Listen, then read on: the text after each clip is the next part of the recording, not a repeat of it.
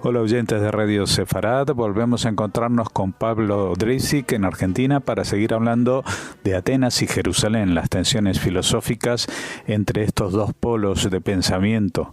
Y hoy con un tema que no hemos abordado directamente, aunque sí seguramente salió en alguna entrega, que es la propia muerte, ¿no? Sí, Jorge, hoy vamos a intentar repasar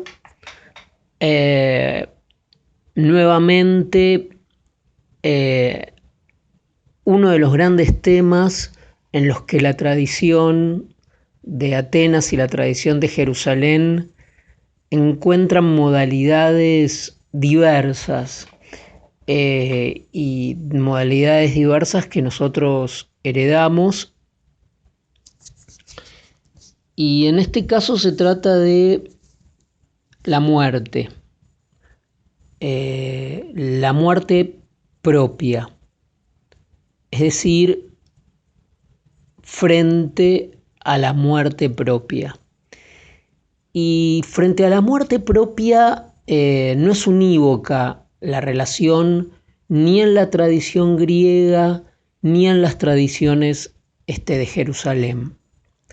Pero en principio podemos decir que en la gran tradición de la tragedia griega hay un desdén y un desprecio por aquellos que guardan como un tesoro precioso o resguardan también su propia vida.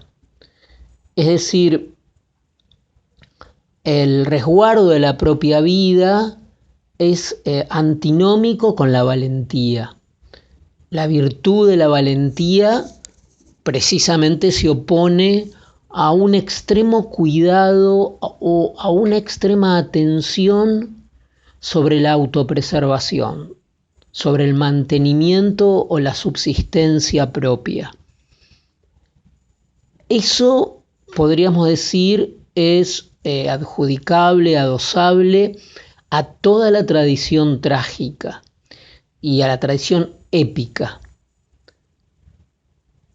Sin embargo, y esto puede ser curioso, en la tradición filosófica griega, ya no quizás tanto en las tradiciones épicas que, como vimos, al levantar la figura de la valentía, claramente debe haber un menosprecio, un pasar por alto la autopreservación, ¿no? Sin embargo, en la filosofía griega hay sí una curiosa obsesión por el momento mori, el momento de la muerte. Y sobre todo por que a uno la pille la muerte con dignidad. Por un lado, Séneca, en las famosas cartas a Lucilo, que están publicadas en español, dedica gran parte de las cartas a meditar sobre la muerte propia y sobre todo a una convocatoria a los lectores a que todo el tiempo, en todo momento y a cada rato piensen en su propia muerte. Él lo llama a esto la praemeditatio malorum, es decir, que se anticipen a la propia muerte, que la imaginen, que se pongan en situación, y con esta suerte de anticipación, que de alguna manera se ejerciten en la llegada de lo imprevisible. Esto, bueno, Séneca era un estoico romano, un estoico del periodo tardío, y no solo Séneca entonces, sino muchos estoicos tardíos, estoicos romanos, no griegos, han tomado a la muerte como un motivo, pero no solo como un motivo de pensamiento, sino como un motivo de pensamiento que arrastraba una serie de prácticas. Unas prácticas que tenían que ver, digámoslo así, con familiarizarse con la muerte. Incluso para quitarle a la muerte todas las representaciones con las que viene adosada y que en general son representaciones de terror, representaciones que mueven al miedo. También Epicteto, ¿no?, hablando del estoicismo tardío, propone una serie de ejercicios para familiarizarse, incluso para que la muerte no nos descubra haciendo lo que no queremos hacer o en una situación que no es la deseable.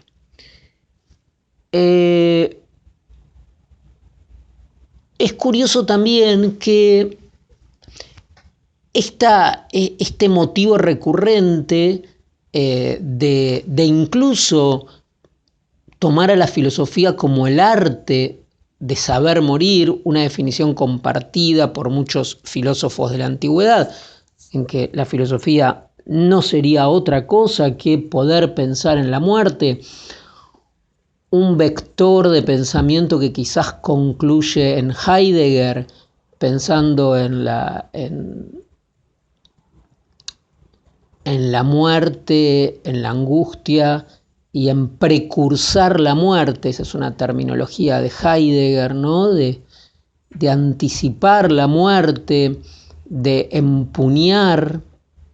La muerte está unida en Heidegger a una vida auténtica, porque una vida inauténtica es una vida que desconoce o no asume la muerte, en fin.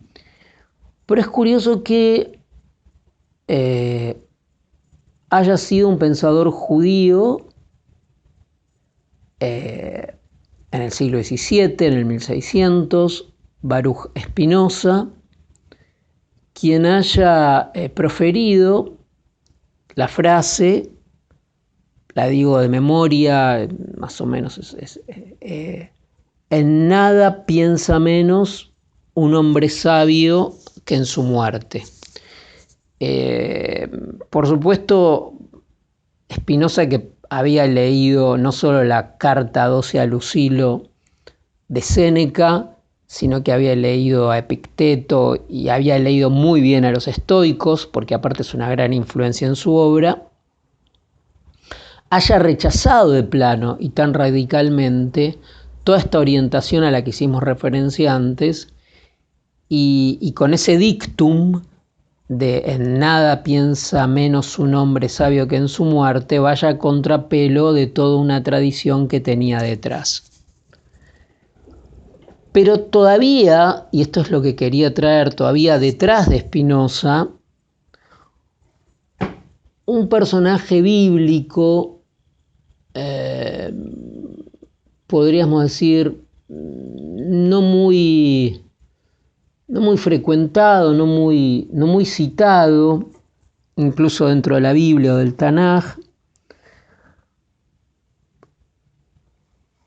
Barzillai, ¿no? Un personaje, diríamos, secundario, una especie de ayudante del rey David, un asistente en varias batallas, y al final de su vida, cuando Barzillai está anciano, Barzillai, que leo 2 Samuel 19:32, había proporcionado alimentos al rey durante su estancia en Mahanashim,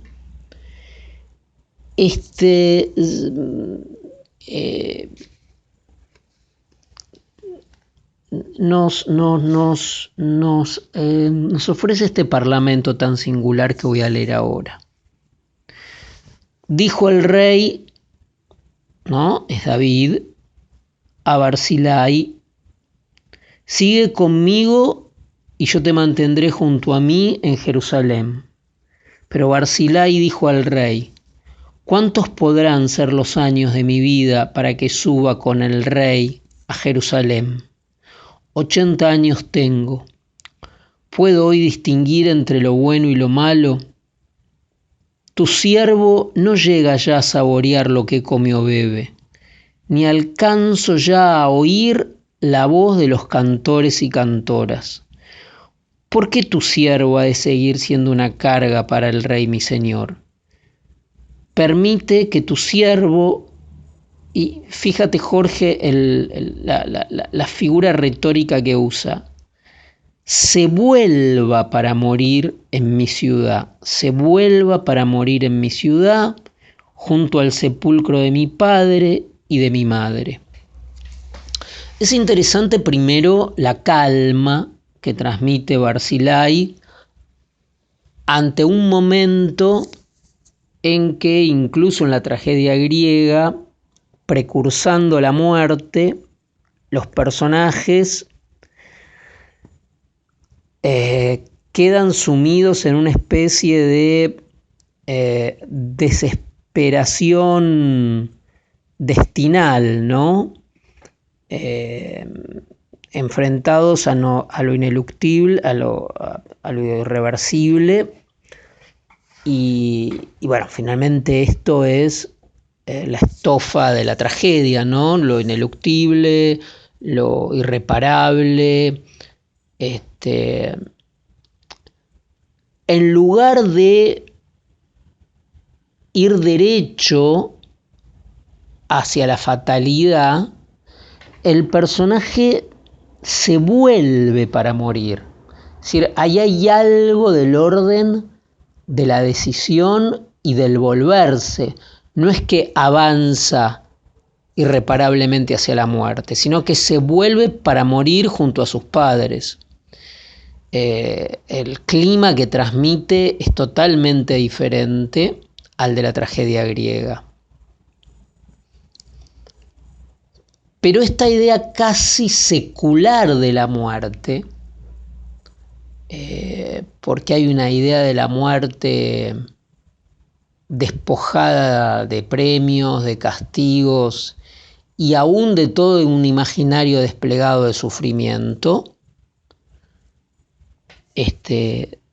todo esto está aún mejor representado en un breve parlamento del rey David, 2 Samuel 12:23, donde David, ante la muerte de su hijo, dice: yo iré donde él, pero él no volverá a mí. Esta aceptación de la muerte, que no es resignación, a mí me parece que marca el tono de toda esta gran tradición de Jerusalén sobre frente a la muerte propia. Los patriarcas mueren en sus camas y tranquilos, quizás únicamente en el texto bíblico, en el libro de Jueces, hay algunos episodios que salen, ¿no? de esta modalidad, pero podríamos decir, generalizando, que frente a las perspectivas que nos plantea Epicteto, que nos plantea Séneca, de familiarizarnos con la muerte, de prepararnos, de anticiparnos, de ejercitarnos en ella, en la tradición de Jerusalén hay una aceptación que no es fatalidad y por otro lado una idea muy moderna, como que es como la que plantea el texto de Barzilai, el Parlamento de Barzilai que leí recién, en cuanto que no se trata solo de que la muerte nos sorprende, sino que la vida misma va tomando distancia de su potencia, va perdiendo coloratura. Barzilai dice que no puede distinguir entre lo bueno y lo malo, no puede saborear lo que come o bebe, no alcanza a oír la voz de los cantores y las cantoras. Entonces, la idea es diametralmente opuesta. Hay una valoración de la vida, pero también una profunda conciencia del crepúsculo de la vida. Quizás este texto de Barzilai nos recuerda mucho a las memorias de Adriano de Margarit y un cenar, ¿no? Es un tipo de meditación muy particular,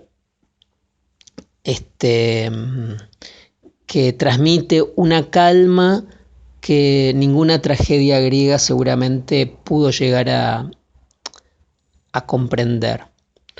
Bueno, Jorge, espero que haya podido ser claro en la exposición y te envío un gran saludo a ti, te saludo y a los oyentes. Muchas gracias, Pablo Dreisig, por habernos atendido y esperamos contar contigo la semana que viene para seguir analizando estos pensamientos y estas contradicciones que a veces se dan entre posturas diferentes frente a la vida.